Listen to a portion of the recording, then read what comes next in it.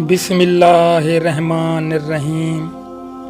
سبھی دوستوں کو میری طرف سے السلام علیکم، اور جو بھی میرے بہن بھائی ویڈیو میں نئے شامل ہوئے ہیں، ویڈیو کو سبسکرائب اور لائک، ساتھ میں بیل آئیکن پریس کر دیں۔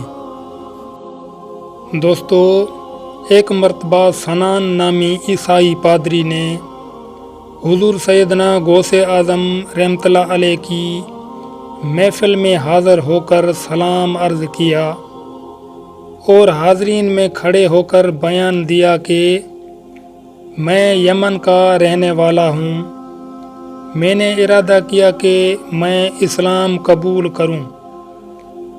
اس دوران میری دل میں یہ خیال پیدا ہوا کہ میں اس دور کے سب سے بہترین شخصیت کے دست مبارک پر کلمہ پڑھوں گا۔